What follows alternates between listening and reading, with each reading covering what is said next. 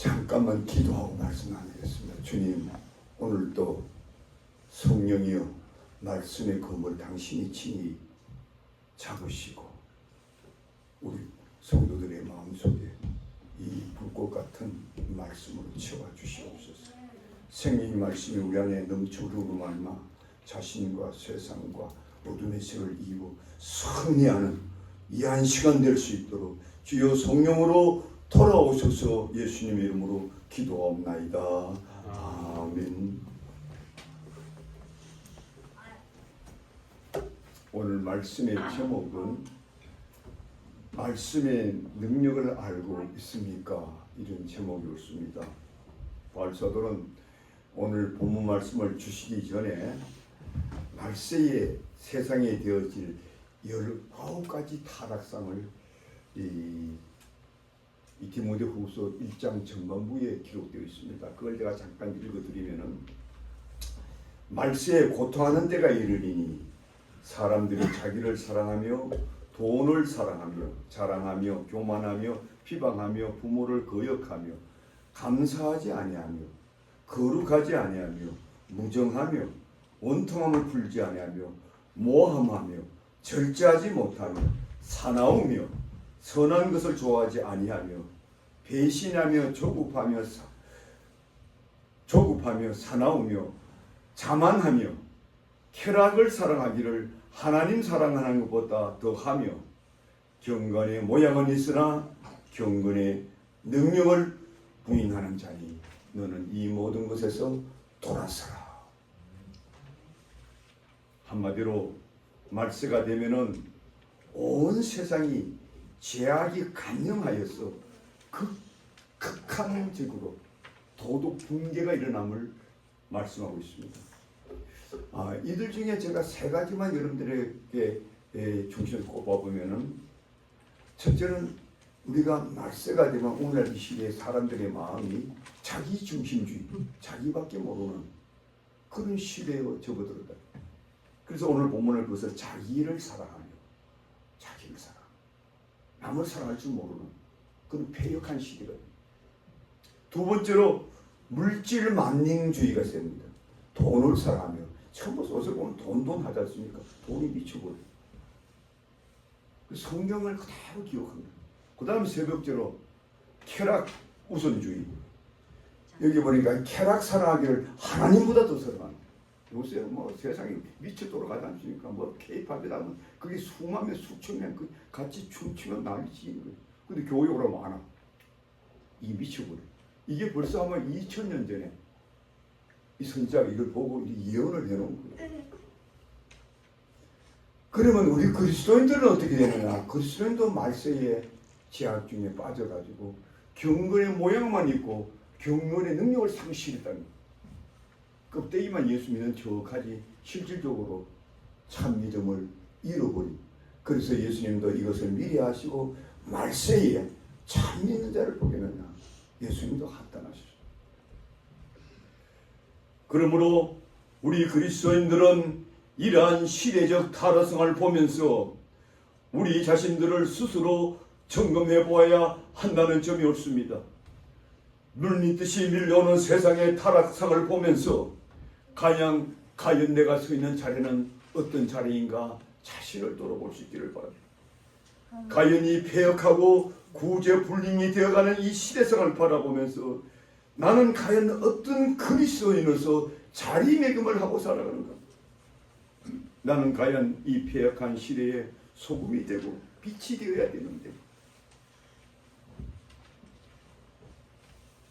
나도 어찌할 수 없이 이 배세파에 허우적거리며 그들처럼 휩쓸려 살아가는 무력한 삶을 살지 않는가? 한번 진지하게 자신을 돌아볼 수 있는 시간을 갖기를 바랍니다. 그러나 오늘 바울사도는 우리에게 이런 시대에 휩쓸리지 않고 이것을 이겨낼 수 있는 놀라운 말씀을 주시는데, 그것이 바로 하나님의 말씀을 굳게 서라. 그러나 너희가 어려서부터 성경을 알았나니 성경은 능히 너희로 하여금 그리스도 예수 안에는 믿음으로 말미암아 구원에 이르는 지혜가 있게 하느라. 자, 우리는 이 말씀을 읽는 동안 이 시대의 살아생을 이길 수 있는 유일한 불법이 딱 한 가지뿐이라는 것. 그게 뭐냐? 우리가 하나님의 말씀에 인도함을 받는 것. 그 길밖에. 이 때문에 영국의 왕 조지 5세는 성경은 영국에서 가장 귀한 보배며 세상에서 둘도 없는 가장 귀중한 것입니다라고.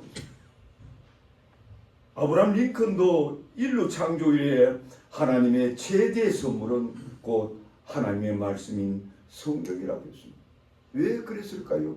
성경만이 해결해 줄 수 있기 때문에. 그 누구도 이 썩어 문드러져가는 세파를 이길 수가 없어서 성경만이 해결해 줍니다. 그렇다면 보다 구체적으로 과연 성경은 우리 삶에 어떤 역할을 하기에 이 패역한 시대를 우리가 이겨나갈 수 있습니까? 그것은 첫째로 인간 구원의 길을 보여준다는 것입니다. 오늘 15절에 보니까 이렇게 말씀합니다. 또 어려서부터 너희가 성경을 알았나니 성경은 능히 너로 하여금 그리스도 예수 안에 있는 믿음으로 말미암아 구원에 이르는 지혜가 있게 하는, 구원의 길로 이끌어지는 유일한, 이 지구상의 유일한 책이 성경이다. 이렇게 바울사도는 디모데에게 말씀하고 있다는 점입니다. 여러분, 우리가 인생을 살다 보면 많은 어려움을 겪잖아요. 아무리 공부하고 애써도 해결의 기미가 전혀 보이지 않는 것이 무수히 많지 않습니까? 그들 중에 최대의 난관은 무엇이겠습니까? 우리 인생의 구원의 문제올시다. 이것은 세상의 그 누구도 해결할 수 없어요. 이 세상에 수많은 고고한 철학자들이 우리 인생은 어디서 왔으며 지금 내가 무엇을 하다가 어디로 가는가 하고 수없이 공부하고 질문을 던지지만 그것에 대한 해답은 아무도 보여주지 못합니다. 더욱이 우리 인생들이 안고 있는 죄의 문제, 죽음의 문제, 그 후에 일어날 하나님의 심판의 문제는 손도 못 댑니다. 그 문제는 오직 예수 그리스도만이 해결해 줄 수 있고, 예수 그리스도로 말미암아 일어날 인생의 구원의 역사와 과정을 면밀히 설파한 이 성경만이 유일한 길이라는 사실. 특별히 인생의 구원의 문제, 영원한 생명의 문제는 성경 외에는 그 어느 곳에도 찾을 수가 없습니다. 그래서 우리는 주야로 성경을 들어야 하는 것이 옳습니다. 주야로 묵상하며 깨달아야 하는 것입니다. 그 성경 말씀대로 살아갈 때 결국 구원이 완성되는 것입니다. 이 때문에 바울 사도는 믿음은 바로 들음에서 나며 들음은 그리스도의 말씀으로 말합니다. 베드로 사도도 그러므로 너희는 갓난 아기같이 순전하고 신령한 젖을 사모하라. 이 젖은 하나님의 말씀입니다. 이 말씀을 사모할 때에 그로 말미암아 너희로 구원에 이르도록 자라게 하느니라고 말씀합니다. 여러분, 말씀 없이 구원받을 수 있습니까?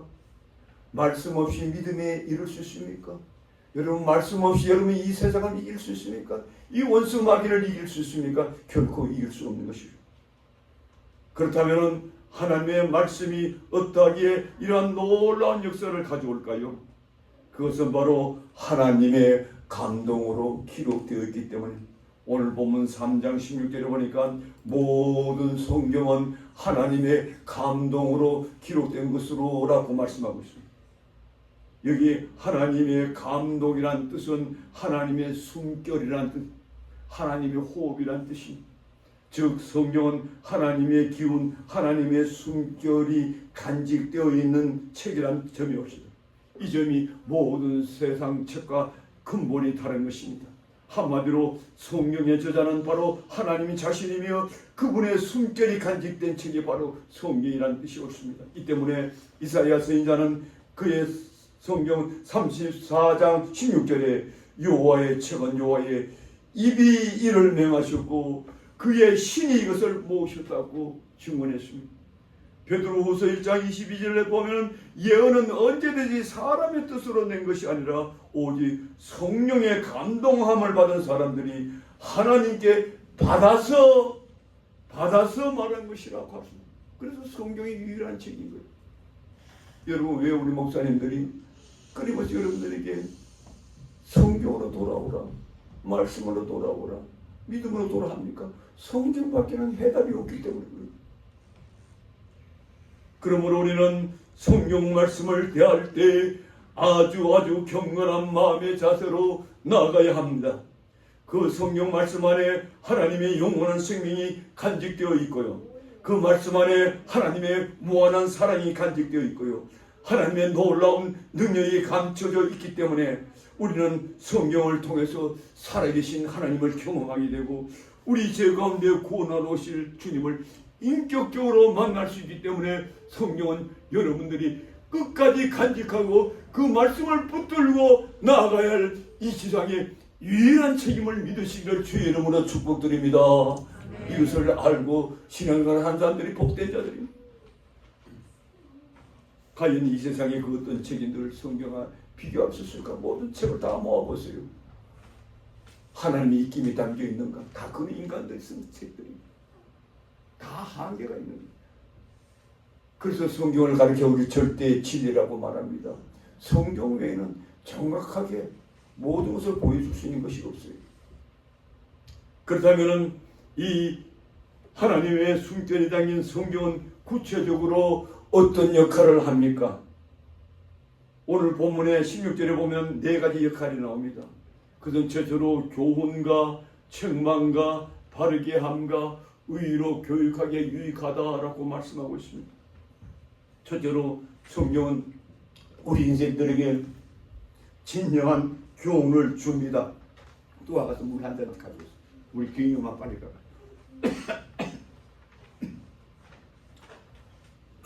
마귀가 방해 안 해요. 여러분 말씀 못 듣게. 여러분, 성경은 우리 인생이 누구를 믿고 살아가야 할 것인가를 정확하게 보여줘요. 혹 어떤 인생길을 가는 것이 가장 올바른 길이라 명백하게 보여줘요.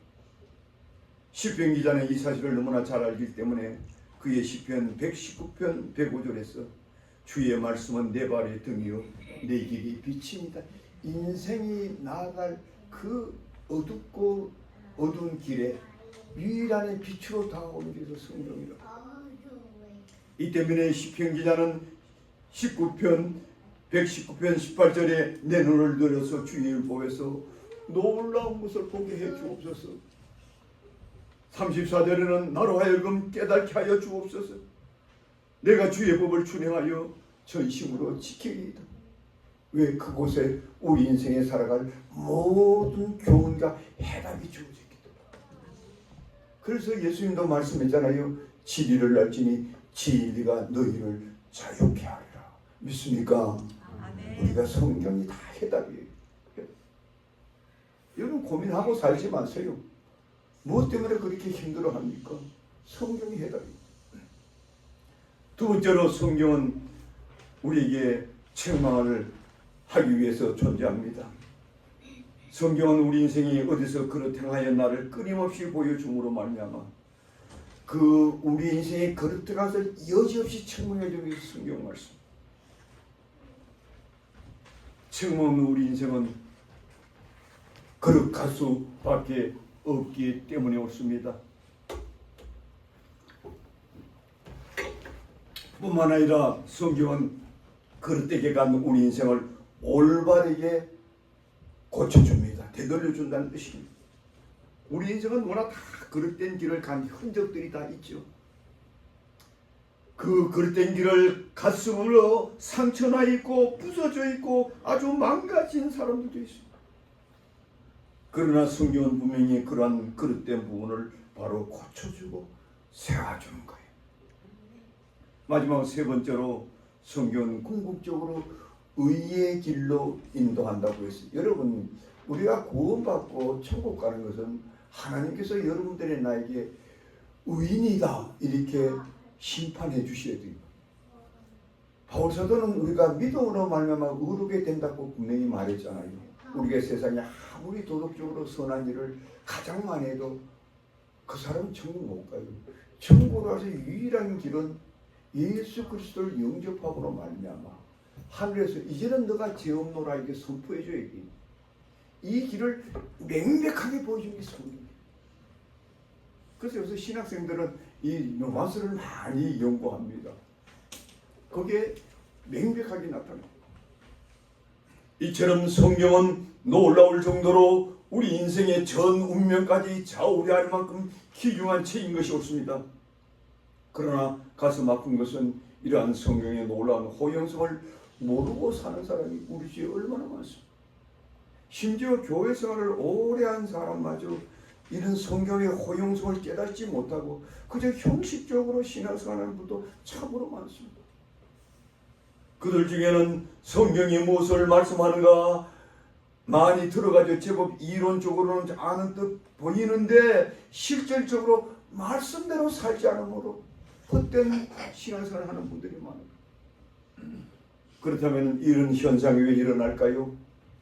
말씀의 능력이 얼마나 우리 안속에 놀랍도록 역사하는 것을 몰라서 무지했어요. 여러분 히브리서 4장에 보면 하나님의 말씀이 어떻게 우리 인격 안에서 놀랍게 능력으로 역사함을 보여줘요. 거기 보면 이런 말씀이 있어요. 히브리서 4장 12절에 하나님의 말씀은 살아서 운동력이 있어 좌우의 날선 것보다 예리하여 혼과 영과 관절과 골수를 찔러 쪼개기까지 하며 또 마음의 생각과 뜻을 판단하니 이렇게 말씀합니다.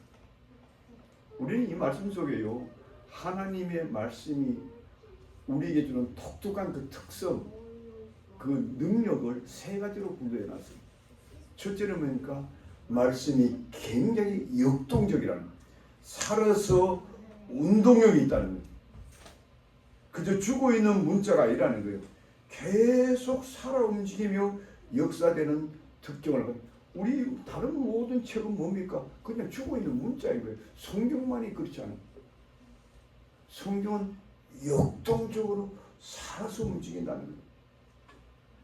그 이유는 하나님의 성령이 말씀을 통해서 끊임없이 우리 심령에 개입해 주시기 때문인 것입니다. 두 번째로 이 하나님의 말씀은 감추인 모든 것을 다 드러내 보여줍니다.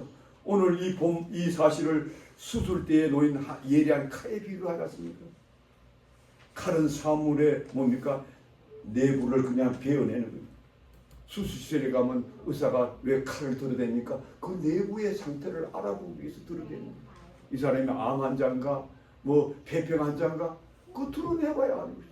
성경이 그렇다는 거예요.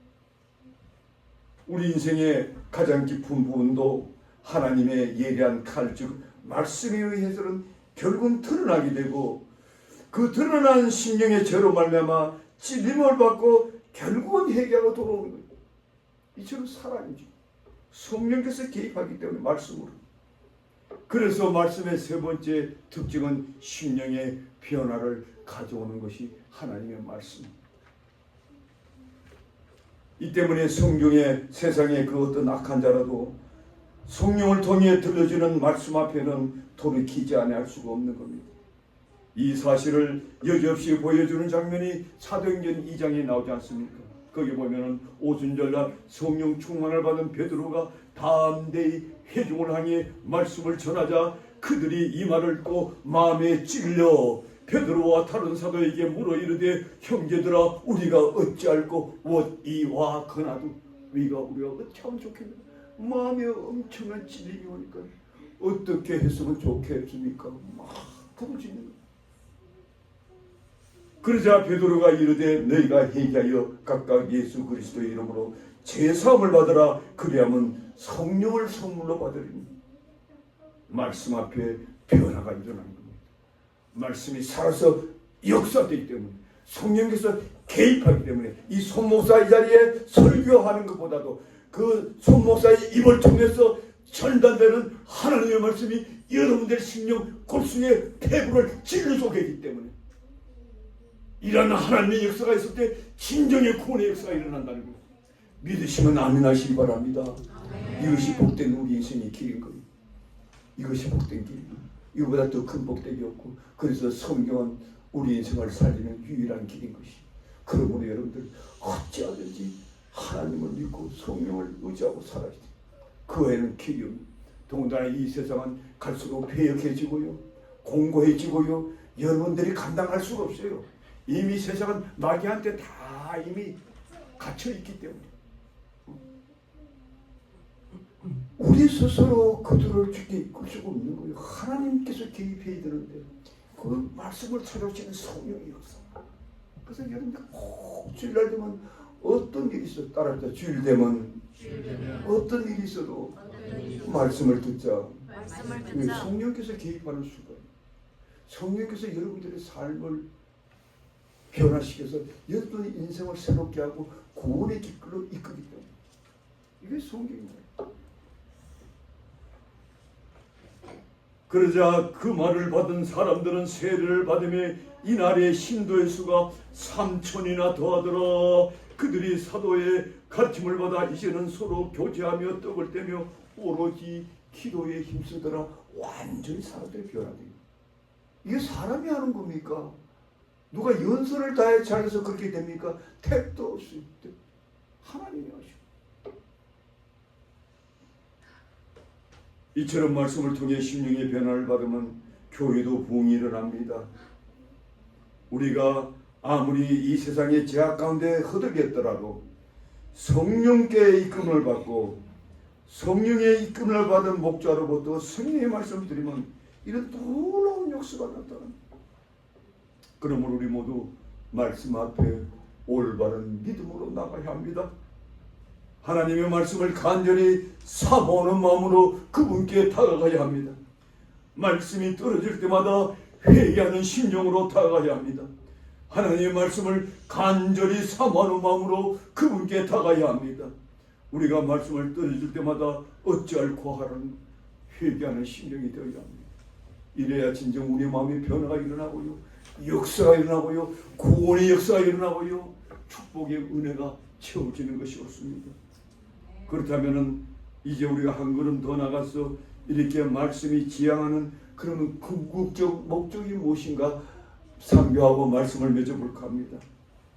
우리가 이미 살펴본 대로 하나님의 말씀은 15절에 나타난 대로 우리 인생을 믿음으로 구원에 이끄는, 믿음 안에서 구원에 이끌어준다. 이것이 주 목적이에요.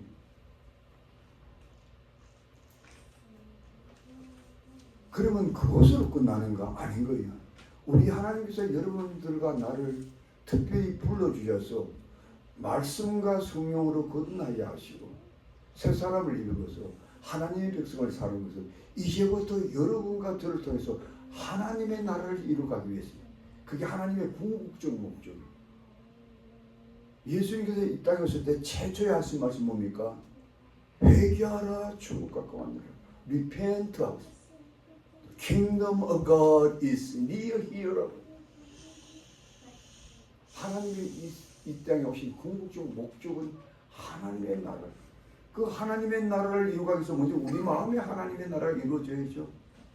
말씀으로 우리가 거듭나야죠.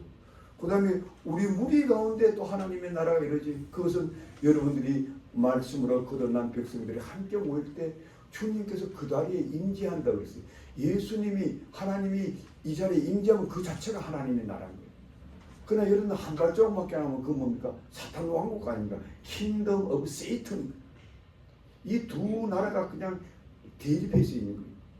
그러면 이 하나님 나라를 어떻게 하냐? 세상의 나라를 전투하며 승리하는 나라로 이끌어가야 돼요. 그것은 여러분들의 마음과 여러분들의 교회가 하나님 나라를 이루어졌을 때 가는 거예요. 왜? 그 하나님 나라를 이루어졌을 때에 성령께서 우리 안에 계시고 성령 안에 주님께서 대장이 되어서 이끌어가기 때문에 그 세상을 이길 수가 있는 거예요. 그래서 세상을 이기면 다름이 아니라 하나님의 말씀이라고 그랬어요. 말씀 안에 찾아오시는 그 주님이 여러분과 나 가운데 계시고 머리로서 우리 가운데 계시면 이미 우리는 그리스도의 좋은 군사로 세상을 향해서 전투하며 승리하는 나라로 나갈 수 있다는 거예요. 믿습니까? 아멘. 그래서 여러분 무장이 돼요. 무장이 돼요. 우리 하나님께서 왜 우리를 불러주셨는가? 왜 불러주셨는가? 물론 우리를 구원시켜 주시기 위해서 했죠. 그렇다면 그걸로 끝났는가? 아니에요. 우리를 통해서 이 마귀 왕국이 된 세상을 우리가 싸워서 이겨나가라고 불러주신 거예요. 믿으시면 아멘 하시기 바랍니다. 이 비밀을 여러분들이 간직해야 진짜 그리스도입니다. 여러분, 그렇다면 우리가 어떻게 해야 우리가 좀 더 그들을 그리스도께 바로 이끌어갈 수 있을까요? 어떤 자를 통해서 우리가 그들을 이끌어갈 수 있을까요? 먼저 여러분들이 기억해야 할 것은, 여러분들이 세상에 나가서 안 믿는 사람들을 죽게 이끌 때에 세상이 그리 호락호락하지 않다는 걸 먼저 알 필요가 있습니다. 세상은 이미 마귀 권세 아래 어떻게 한다고 종로로 타고 있는 거예요. 마귀 사탄은 인생을 아주 타락시켜 놓고요, 영적으로 아주 어둡게 만들어 버려요. 그래서 사리 분별 자체가 안 되는 거예요. 사탄이 그들에게 심겨둔 또 아주 무서운 정욕이 있어요.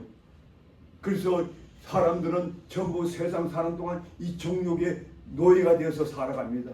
왜 사람들이 돈에 미쳤습니까? 그 정욕, 이 정욕, 돈에 대한 탐욕이 그만 나를 삼켜버리는 거예요. 그래서 하나님 믿는 것보다 그게 더 중요한 거예요. 그러니까 세상 살아가는 거예요, 여러분들. 그래서 다 지옥 가는 거예요. 그게 마귀가 쳐놓은 이 덫인 거예요. 덫인 거예요. 그런 세상을 여러분들이 정복하려면 어떻게 해야 돼요? 여러분들이 마음속에 먼저 하나님의 나라가 이루어져야 되는 거예요. 지난번에도 제가 조금 전에도 상고했지만 세상이 얼마나 타락되어 있느냐. 여러분, 다 자기 중심주의적으로 변절되어 있다 그랬잖아요. 물질 만능주의의 노예처럼 산다고 했잖아요. 더 나아가서 이미 세상 쾌락에 흠뻑 젖어 헤어날 줄 모르고 살 때는 우리가 그리스도인들의 어설픈 모습으로, 성숙되지 모습으로 그들에게 다가갔다면 오히려 우리가 오사당해요. 니나 잘 믿으라고요. 또 오늘날처럼 인간관계가 험악한 세상에 우리가 섣불리 그들에게 다가갔다간 오히려 조롱과 멸시를 당하고 맙니다. 그러므로 우리는 이러한 딜레마를 우리가 어떻게 극복할 수 있는가, 이것을 우리가 배워야 돼요. 그것이 17절. 오늘 17절 우리 한 목소리 읽고 제가 말씀을 결론을 내보겠습니다. 시작. 이는 하나님의 사람으로 온전하게 하여 모든 선한 일을 행할 능력을 갖추게 함이라. 여기에 모든 해답이 다 들어있어요. 우리가 왜 하나님 말씀으로 무장되려 하는가? 두 가지가 이유 있다고 하잖아요. 첫째는 뭐요? 하나님의 사람으로 온전케 하려 함은 so that the man of God may be thoroughly equipped for every good work. 하나님의 사람으로 온전해지는 것 첫째 목적이에요. 두 번째는 뭐예요? 모든 선한 일을 행한 능력을 갖추기 위해서요. 그러면 우리가 하나님 앞에 온전해진다는 뜻이 무엇입니까? 여러분 알고 계십니까? 제가 성경을 연구해 보니까 우리가 온전해지는 것이 우리의 목표인데 어떻게 이루냐? 우리의 성품이 예수님을 닮아버리면 돼요. 그래서 예수님은 빌립보에서 본 너희는 바울사도가 그리스도 예수의 마음을 닮으라 그랬어요. 그리스도 예수의 마음이 저를 닮아집니까? 여러분 인간이 노력한다고 됩니까? 택도 없어요. 우리가 끊임없이 하나님의 말씀을 통해 찾아오시는 우리 주님을 인격적으로 만남을 통해서 그분의 그 겸손함, 그분의 그 온유함, 그분의 놀라운 인자하심, 그분의 정말로 십자가의 죽기까지 희생하신 그 희생이 예수 그리스도의 인격이 나의 인격이 되는 거예요. 바울 사도는 이것을 위해서 자기는 일생 동안 살았다 이렇게 빌립보에서 고백합니다. 내가 이미 얻었다 한다니요. 내가 온전히 이루었다 한다니라. 내가 죽게 잡힌 바 되면서 바울 사도가 다메섹 도상에서 예수를 만났을 때 이미 중간에 딱 잡힌 거예요. 잡혔으니까 바울 사도도 예수님을 같이 잡은 거예요. 그래서 바울은요, 깊이 우리가 연구를 해보면 바울은 내 안에 살아계신 그리스도, 이것이 빌립보의 전체 주제예요. 바울이 일생 동안 그 많은 복음을 전하게 된 것은 자기 힘으로 한 것이 아니라 말이 바울이지 그 안에 바울 안에 살아계신 예수가 살아 움직인 거예요. 껍데기는 바울인데 실제로 예수님께서 간 곳마다 복음 전했다. 이래 보는 것이 정확히 믿습니까? 여러분 앞으로 빌립보를 연구해 보세요. 그때 나오죠. 내가 언제 기회 닿으면 그거 여러분 같이 참고해 봅시다.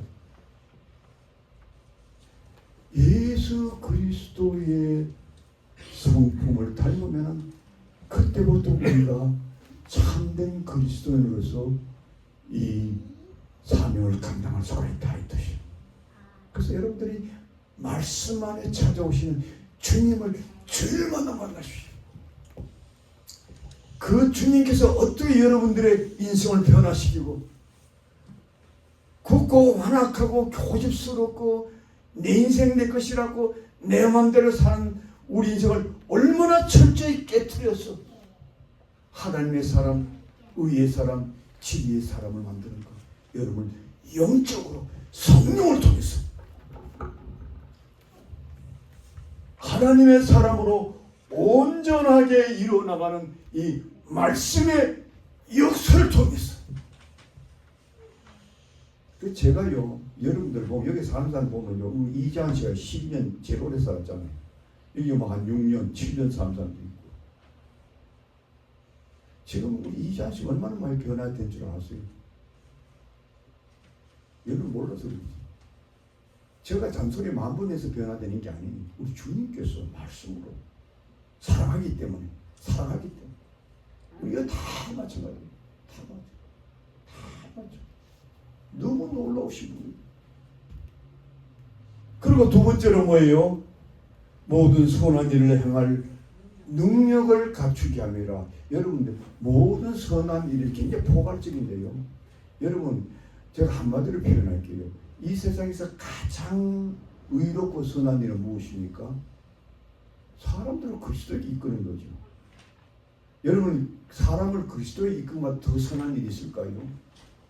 성경에 가면 하늘 아래 가면 최고의 상급이 그런 사람이 주어진다고 그러는데, 그러면은 다른 사람을 안 믿는 사람을 그리스도에게 이끌려면은요 그만한 뭐예요? 능력이 갖춰야죠.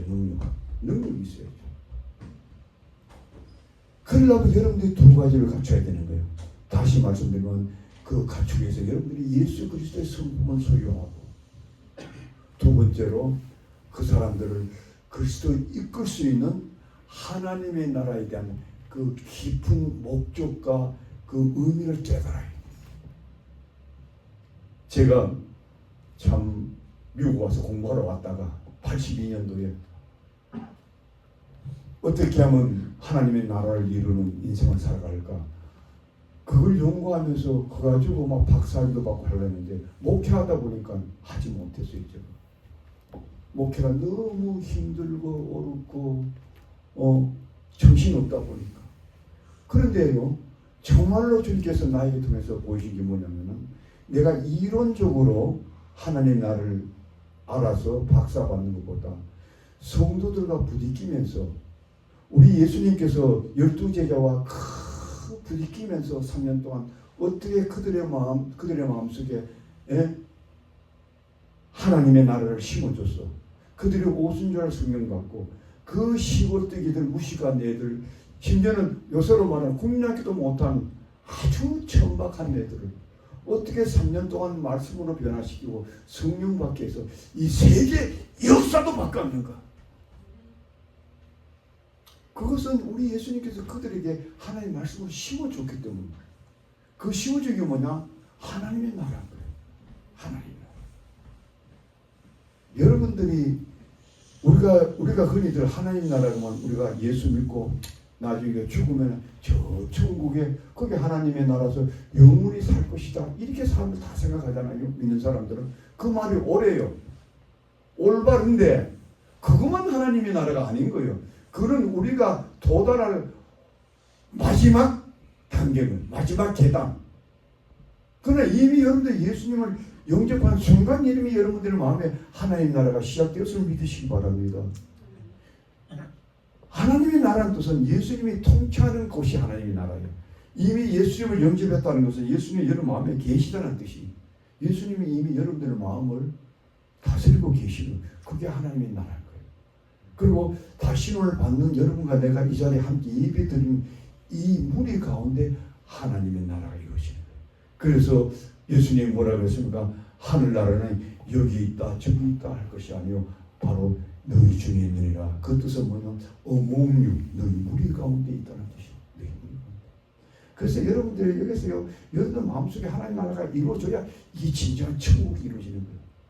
그런데 하나님의 나라를 여러분이 이루지 않은 사람이 딱 들어온다. 그럼 마귀 나라가 그 마음이 이루기 때문에 마귀 짓하는 거예요. 교회 와서 자꾸 비난하고 서로 뭐 그냥 의심하고 조롱하고 시기하고 싸움하려고 그러고 그냥 남의 그 뭐 훔쳐가다 그러고 욕심 부리고 지밖에 모르고 요거는 여러분 마음속에 아직도 하나님 나라가 이루어지지 않았어 그래.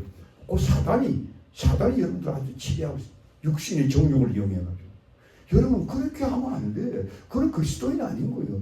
그리스도인들 여러분 각자가 하나님의 나라를 이루어져가지고 그 하나님의 나라를 이루는 백성들이 함께 모여서 예배드릴 때 그 자리에 주님께서 내가 인자하노라 이렇게 말씀하는 거예요. 믿으시면 아멘 하시기 바랍니다. 성경에 그렇게 기록되어요. 그래서 여러분 성경을 바로 알아야 돼요. 알아야 여러분들이 참된 그거 모르면 여러분 다 들통이나. 여러분들이 목사 앞에 와가지고 목사님 나는 뭐 앞으로 뭐 될 사람이다. 나는 앞으로 목사 될 사람이다. 나는 앞으로 상담 전문가가 될 사람이다. 폼을 또 제가 이래 말 몇 마디 이래 들어보면 아이고 10분도 못 가요. 예수도 영주도 아는 사람. 그 폼 잡고 막 목사 앞에서 아이고 주여 저는 막 기가 막히는 거예요. 기가 막히는 거예요. 세상. 이 주제 파악이 전혀 안 되는 거예요. 여러분 그 사람 믿지 마세요. 여러분들이 마음속에 하나님의 나라, 예수를 온전히 영접해서 하나님의 나라를 이루어지면 그게 다 보여져 여러분들. 여러분 눈에. 아이고 저 사람 저거 완전히 엉터리네.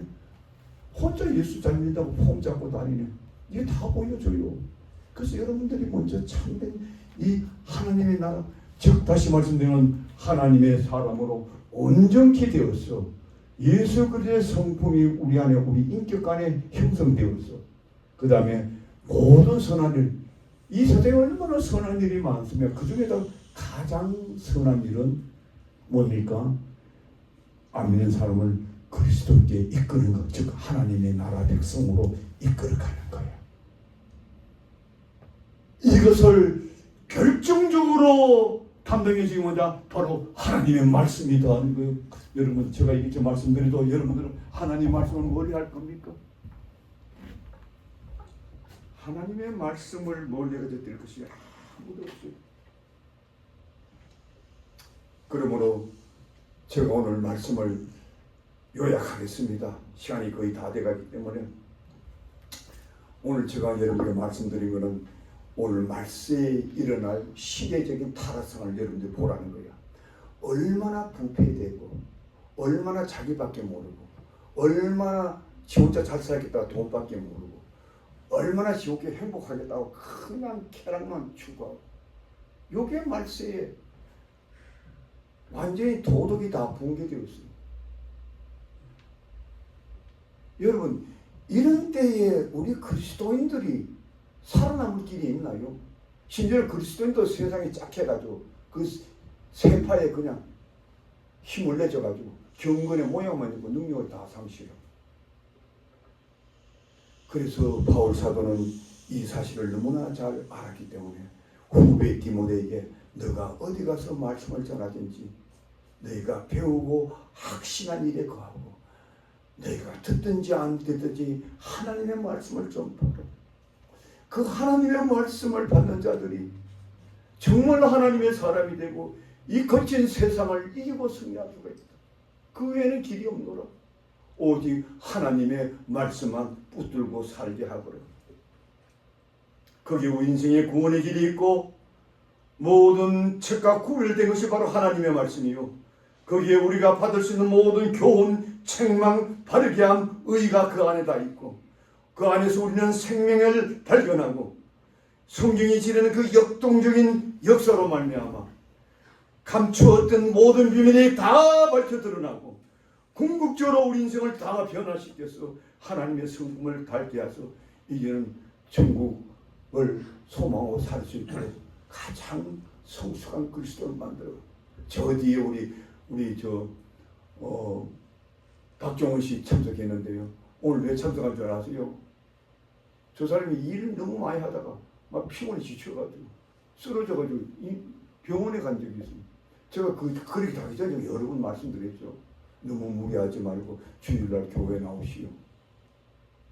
근데 병원에 갔다가 이제 와가지고 지금 많이 회복됐어요. 너무 감사해요. 그래서 제가 며칠 전에 건했어요. 특별한 일 없으면 주일날 예배 참석해 보시오. 근데 오늘 참석했어요. 할렐루야! 아멘. 하나님께서 그 기회를 주신 거예요. 그 아프게 한 게 축복의 기회인 거예요. 여러분 돈 몇 푼 벌겠다고 주일날 하나님 말씀 안 듣거든. 그건 마귀한테 끌려다니는 거이고 여러분 몰라서 그래요. 근데 그 여러분들 스스로 그걸 이겨낼 수 있습니까? 사람은 못 이겨요. 목사는 못 이겨요. 목사님도요, 누구 말씀 앞에 서 있기 때문에 말씀을 통해서 들려오는 하나님의 메시지를 받기 때문에 이겨내는 거예요. 왜? 그 말씀을 통해서 찾아오시는 성령의 역동적인 힘이 있기 때문에. 그래서 우리는 말씀을 떠나면 이길 수가 없게 되어 있어요. 믿으시면 아멘하시 바랍니다. 그래서 여러분들이 앞으로 신앙생활 하는데 늘 말씀을 굳게 잡고 힘있게 승리해 나가는 여러분 되시기를 주의 이름으로 축복드립니다. 기도합시다. 아버지 하나님 감사합니다. 오늘도 말씀을 주셨습니다. 이 종이 할 수 있는 것 최선을 다해서 말씀을 전했습니다. 주님, 이 종이 어떻게 하나님 백성들을 교훈할 수 있겠습니까? 저도 부족하고 연약하고 때로는 이 종도 무너지고 넘어집니다. 오직 주의 성령께서 이 시대에 우리에게 말씀으로 찾아오시는 그 성령께서 우리 인생을 변화시키고 새롭게 하고 성립케 할 수 있다. 그것을 날마다의 말씀을 통해서 체험하면서 이겨나가는 귀한 성도들이 다 될 수 있도록 우리 모두를 은혜 가운데 능력 가운데 이끌어 주시옵소서. 예수님의 이름으로 축복드리며 기도합니다. 아멘.